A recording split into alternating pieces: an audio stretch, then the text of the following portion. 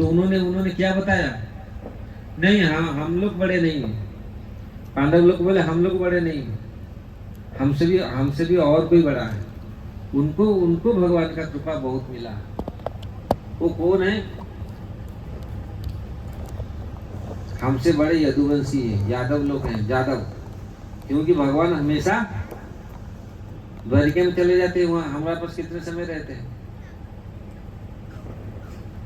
नारद मुनि उनके पास गए, उनको पूछे आप लोग सबसे बड़े हैं। भगवान का कृपा, नहीं हम लोग बड़े नहीं हैं, हम लोग भी बहुत कुछ ऐसे ऐसे किए। भगवान ने जब युद्ध के लिए, भगवान जब एक सामंतक मणि ले गया था ना, वो गुफा में गए तो 10 दिन 12 दिन तक सब लोग सेना, पूरी यादव सेना रहा, फिर सब लोग भागे। भगवान लड़ाई किया था ना, जाम्बवंत का साथ लड़ाई हुआ कम से 27 दिन गुफा के भीतर। कभी पढ़े आप लोग? तो जाम्बवत कौन था? जाम्बवत वो भालू जैसा था। उन्होंने ऐसा, भगवान ने ऐसा उनको मारा, उसका शरीर पूरा ऐसा 27 दिन युद्ध करने के पश्चात फिर उन्हें समझ में आया। भगवान जब उसका पूरा शरीर ऐसा टूटा, बोला मेरा इतनी बल है, मैं इतनी कार्य किया था, लेकिन कैसा मेरा इतना दुख होता है, एक एक मैं सहन नहीं कर पाता। ये कौन है? भगवान ने उनका शरीर खाली टच लगा, शरीर स्पर्श किया, सारे दुख को दूर कर दिया। तो उनका समझ में आया, अरे ये स्वयं राम है। फिर अपनी कन्या और सामंतक मणि के साथ देके जाम्बवती को विवाह किया था भगवान के साथ। तो बोले हम लोग वास्तविक हम लोग नहीं है प्रिय। और कौन प्रिय है? हमसे प्रिय है, सबसे भगवान प्यार करते हैं उद्धव जी को। उद्धव जी सबसे प्रिय है। उद्धव जी को बोले आप प्रिय हैं, आप कैसे प्रिय बने? भगवान इतने आपको प्रिय कैसे हुए? क्या क्या हम लोग जैसे बड़ा भक्त होता ना, पूछते ना आप ऐसा कैसा भक्ति किया, कैसा है आप बड़े, बताइए, रहस्य बताइए। नहीं मैं भी इतना प्रिय नहीं हूँ, हमसे और कोई प्रिय है। क्यों ना? भगवान हमको, हम भगवान के साथ हमेशा रहता हूँ, सोता हूँ, जगता हूँ, बैठता हूँ, लेकिन भगवान हमारे ऊपर इतनी आकृष्ट नहीं है। न किन के ऊपर भगवान, ना रात में सोते हैं गोपी गोपी राधा राधा ऐसा चिल्लाते। अरे गोपी गोपी राधा राधा, तो गोपी, हाँ गोपियाँ प्रिय हो, तो गोपियों के पास गए, आप ही भगवान का सर्वश्रेष्ठ है, प्रिय है। गोपियाँ बोले नहीं, हम नहीं है। गोपियों में श्रेष्ठ कौन है? बोले राधा रानी श्रेष्ठ है, क्योंकि हम लोग, हमारा मन में अहंकार हो गया था। रासलीला में भगवान गए, थोड़ा समय के लिए चले गए, नहीं राधा रानी चली गई रूठ करके, भगवान को रोक नहीं पाए कोई। कितनी सहस्र गोपी थे, ये समझ रहे हैं? थोड़ी याद आ रहा है? नहीं, गोपियों से राधा रानी श्रेष्ठ है। तो राधा रानी को बोले आप, तो राधा रानी का प्रेम वास्तविक, वो राधा रानी कौन है? क्योंकि सर्वश्रेष्ठ भगवान के प्रिय हैं राधा रानी। इसलिए जो भगवान को आनंद प्रदान करती हैं, समझ रहे हैं? तो वही राधा रानी का भाव लेकर के चैतन्य महाप्रभु में, क्यों ये बात बोला? चैतन्य महाप्रभु को समझने के लिए, ये साधारण बात आप चैतन्य महाप्रभु आप समझ नहीं पाएंगे। जब राधा तत्व को समझेंगे तब जाके चैतन्य महाप्रभु को समझेंगे। तो राधा तत्व को समझना भी इतनी आसान काम नहीं है। आजकल लोग राधा रानी को समझ नहीं पाते नहीं, सब लोग समझ नहीं पाते, लेकिन हैं वास्तविक राधा रानी कौन है? तो राधा रानी का भाव को, राधा रानी ने कितनी आनंद दिया भगवान को, जो आनंद का कंद है, जो आनंद का उच्च है, उसको आनंद दिया। कौन? राधा रानी। वो राधा तत्व है। तो राधा रानी का भाव को समझने के लिए महाप्रभु के रूप में स्वयं कृष्ण आए। वो राधा रानी क्या चीज है, राधा रानी का भाव क्या चीज है, किसी भाव में वो रहती है और कैसा भगवान को सेवा करती है, इसीलिए केवल खाली राधे राधे हम बोलते राधे राधे राधे, लेकिन ये राधा रानी का वास्तविक स्वरूप क्या है और राधा तत्व क्या है, उसी चीज को समझने के लिए कृष्ण राधा बन करके महाप्रभु के रूप में आए। इसलिए मैं इस चीज को थोड़ा क्योंकि चैतन्य महाप्रभु को समझने के लिए इतनी आसान नहीं है चैतन्य महाप्रभु को समझे, लेकिन चैतन्य महाप्रभु जो बाह्य चैतन्य महाप्रभु जो आए हैं, लोक कल्याण कार्य जो किए हैं, युग धर्म हरिनाम संकीर्तन जो बांटा है, लेकिन ये तो सब बाह्य कारण है। नाम देना, नाम के माध्यम से सारा संसार को उद्धार करना, लेकिन वास्तविक चैतन्य महाप्रभु जो राधा भाव को लेके आए थे, राधा रानी के भाव को लेके आए थे, और राधा भाव को समझा जगत को दिखाने के लिए राधा रानी का भाव कितना श्रेष्ठ है। इस जगत में जितने जिन जिन का भाव है, भाव कुछ समझ रहे हैं? अगर हमारे भाव थोड़ी सी भगवान प्रति हमारा भाव हो जाए, भाव समझ रहे हैं ना, भाव का अभाव नहीं, जिसके पास भाव है उसका अभाव नहीं है, और अभाव असत्य का हमेशा अभाव है, सत्य का भाव है, असत्य का अभाव है। नासतो विद्यते भावो ना भावो विद्यते सतः। कुछ समझ में आ रहा है? इसलिए मैं सोच रहा हूँ कैसे क्योंकि राधा रानी का जो तत्व है बहुत गूढ़ तत्व है। महाप्रभु जो आए जो चीज़ आस्वादन करने के लिए, स्वयं कृष्ण महाप्रभु का रूप ले करके ये राधा रानी का भाव अपना सो माधुर्य को, रस को आस्वादन करने के लिए चैतन्य महाप्रभु में आए। इसलिए तो ये प्रारंभिक कथन है, क्योंकि ये तत्व को समझना थोड़ा सा कठिन होगा, इसलिए आप लोग कितनी समझ पाए वो तो राधा रानी का कृपा होगा तो समझेंगे, नहीं तो हम लोग काल कुछ ऐसे वर्णन करेंगे चैतन्य महाप्रभु का, जैसे मतलब सारे जीवों पर किस प्रकार उन्होंने दया की, वो थोड़ा सा लाभकारी होगा, क्योंकि वो थोड़ा सा क्योंकि महाप्रभु का जो इनर मूड है, जो उनका जो अंतरंग भाव है, वो किस लिए इस धरती पर आए थे? राधा रानी को समझने के। क्या राधा रानी, वो तो स्वयं राधा रानी है, क्या राधा रानी को जानते नहीं थे? नहीं, वो ऐसे कुछ वस्तु हैं राधा रानी को समझने के लिए वो राधा भाव लेकर के आए, और स्वयं माधुर्य को आकृष्ट, स्वयं माधुर्य को आस्वादन करने के लिए। भगवान इतनी सुंदर थे, इतनी माधुर्यपूर्ण थे, वो कितना सुंदर है, उसको आस्वादन करने के लिए स्वयं भगवान लालायित हुए, स्वयं अपने माधुर्य को आस्वादन करने के लिए चैतन्य महाप्रभु में आए। अगर जीवात्मा थोड़ा सा भी मन में, थोड़ा सा अपने हृदय में वो प्रेम को प्रकट करे, अगर जीवात्मा के हृदय में वो भाव आए, तो जीवात्मा को पूरी ऐसा संसार, ये संसार में रहकर भी जीवात्मा उसको कोई चीज़ लगेगा नहीं। जो भौतिक जगत में लोग सोचते हैं हम पूरे सुख आनंद में रहें, लेकिन ये सुख आनंद यहाँ पर नहीं, आनंद तो नहीं है। सुख जो सोचते हैं मन इंद्रियों के माध्यम से जो सुख आता है, वो सुख आनंद केवल भगवान के पास है। आनंद तो केवल आत्मा में ही है, आनंद इस जगत में नहीं है। लोग बोलते जो आनंद इस जगत में नहीं है, लेकिन वास्तविक जो आनंद हम लोग चाहते हैं, हम पूरी सुख चाहिए, हमको आनंद चाहिए, शांति चाहिए, वो शांति वास्तविक उसी में ही है।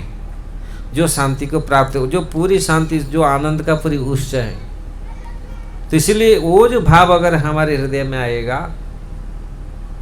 भगवान के भाव में हम अभिभूत होंगे, तब ये भौतिक जगत का जो भूत वो चला जाएगा। इसलिए महाप्रभु बोलते थे जीव का जो स्वरूप है कृष्ण का, ये दास है। ये इस चीज़ को जब भूल गया है, भगवान का जो भूल गया जीवात्मा, तुरंत माया ने उसको पकड़ा, और माया को भगाने के लिए इसलिए महाप्रभु ये चीज़, ये भीतर चीज़ तो महाप्रभु बहुत कम लोग को जानते हैं, लेकिन बाह्य रूप में जो भगवान महाप्रभु आए जीवात्मा का कल्याण करने के लिए, इसलिए बोलते थे चेतो दर्पण मार्जनम। ये दर्पण, आप अगर आपका चित्त, आपका हृदय को सफाई करना चाहते हैं तो नाम करो। नाम से आपका चित्त, आपका हृदय साफ हो जाएगा, तो आप अपने आप को आप देख पाएगा आप कौन हैं। अभी क्या आप सोच रहे हैं मैं वो हूँ, अलग अलग प्रकार का आप आईडी लगाते हैं, लेकिन वास्तविक हमारा आईडी क्या है? तो इसलिए क्यों, जब हम वास्तविक रूप से हम दर्पण में दिखते हैं ना, मिरर में दिखता है, तो इसलिए अगर हृदय अब हमारा साफ होगा तो हम दिख पाएंगे अपना रूप को।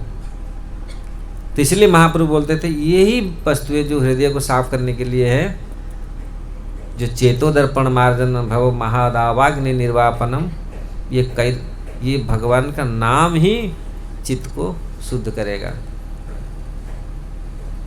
हरे कृष्णा। कोई किसके प्रश्न है, कोई शंका है?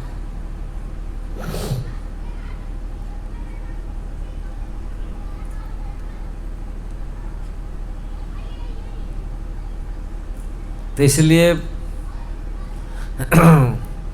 कलियुग में जो नाम भगवान ने लाए हैं चैतन्य महाप्रभु, इसमें प्रेम लगा हुआ है। और अगर हम इस चीज़ को ध्यान से हम लोग इसको ग्रहण करते, इसलिए हमारे आचार्य लोग, महाप्रभु के जो जितने सारे लोग आए हैं, उन्होंने ये व्यवस्थित किया है किस प्रकार इस चीज़ को हम प्राप्त कर सके।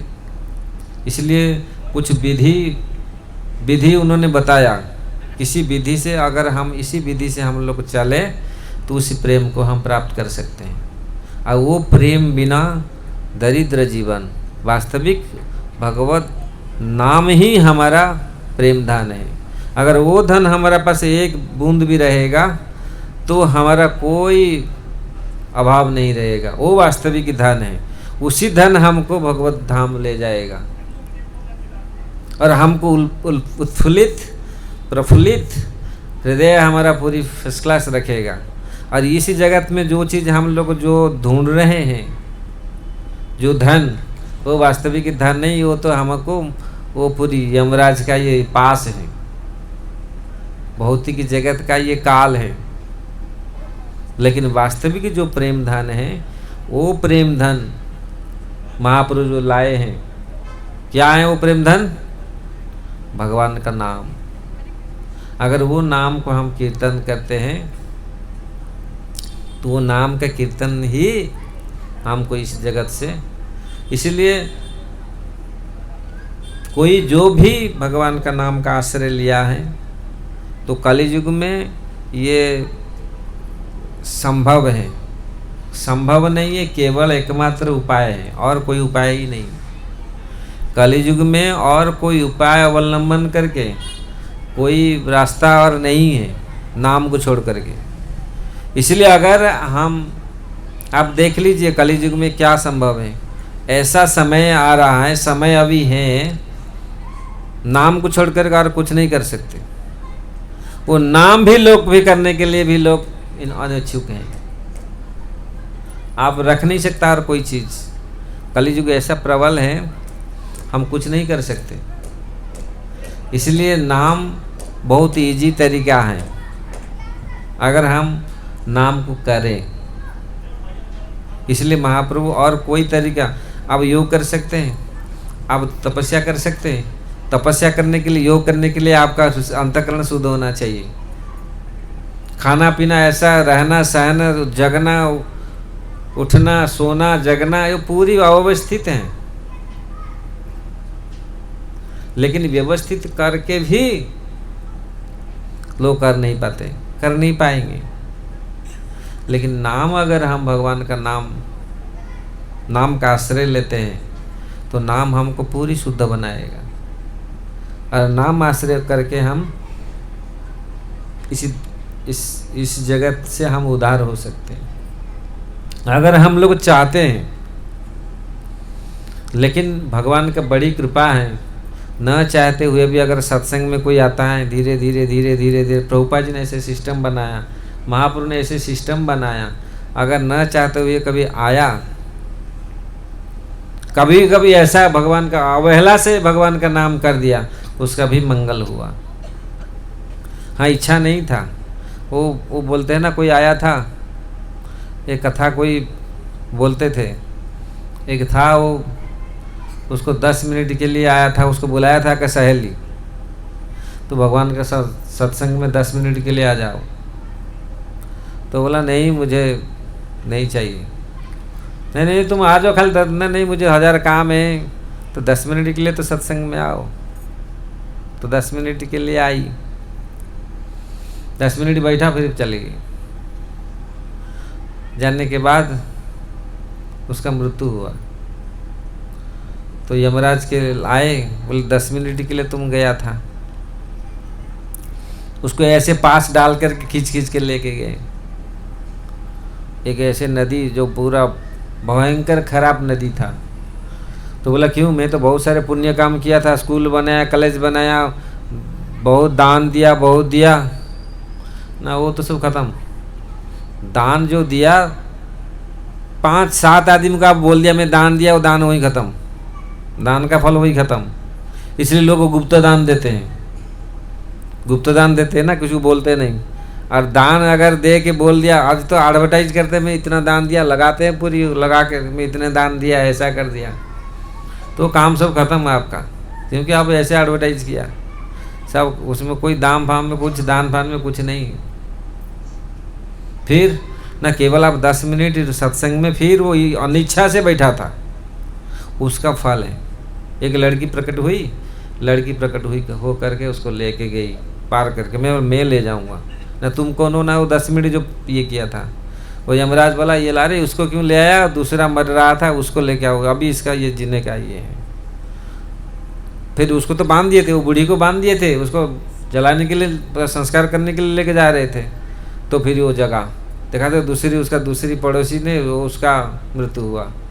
तो वो सोचा था ये तो शायद मेरी स्वप्न जैसा है, क्योंकि ऐसे तो पता नहीं चलता ना।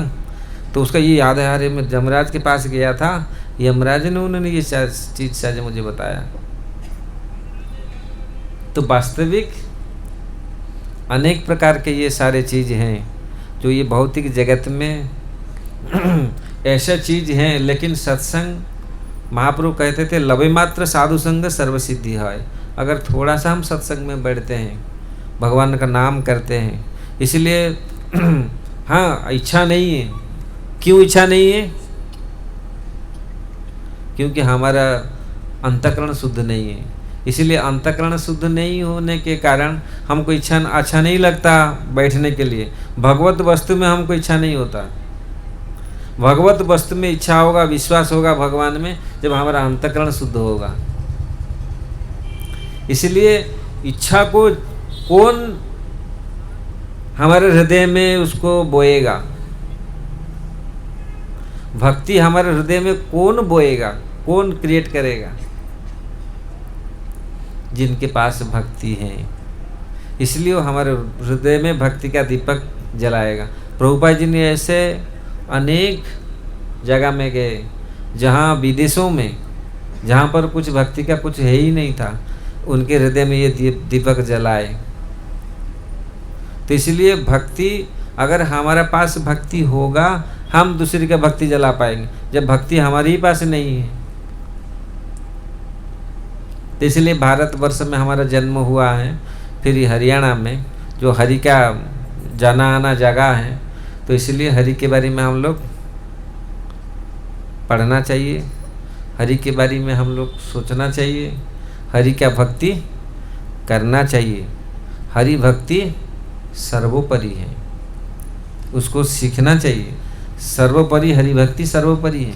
हमारे आचार्यों ने हरि भक्ति विलास करके बहुत बड़ा ग्रंथ लिखे, सनातन गोस्वामी ने। हरि भक्ति किस प्रकार सर्वोपरि है। जितनी भी भक्ति करते हैं वो तामसिक राजसिक भक्ति हो सकता है, लेकिन अगर हरि भक्ति हम करते हैं वो पर विशुद्ध भक्ति होती है। और ये विशुद्ध भक्ति जीवात्मा का कल्याण करता है, सारा संसार का कल्याण करता है। और जितना भी हम लोग भक्ति करते हैं वो हमारे जीवात्मा के लिए कल्याणकारी नहीं है, वो तो सब सतगुण रजगुण तमगुण का भक्ति है, छाया भक्ति है।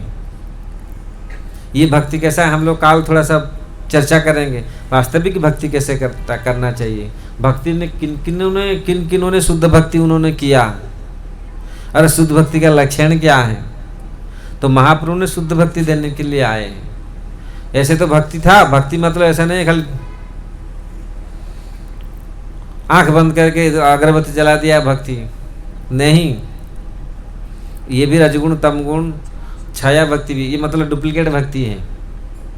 भक्ति जो भक्ति शब्द जो आया है, वास्तविक भक्ति जो शुद्ध भक्ति महाप्रभु ने सिखाया। ऐसे तो भक्ति में बहुत लोग, बहुत आचार्य लोग भक्ति का शिक्षा दिए, लेकिन महाप्रभु जो शिक्षा दिए, कल हम लोग महाप्रभु का शिक्षा हम पढ़ेंगे, थोड़ा सा शुरू करेंगे। महाप्रभु वास्तविक क्या शिक्षा दिए, महाप्रभु का शिक्षा क्या वास्तविक क्या है और कौन भक्ति को उन्होंने प्रदान किया, किस भक्ति को उन्होंने शिक्षा दिया। हरे कृष्णा। चैतन्य महाप्रभु की जय, श्रील प्रभुपाद की जय।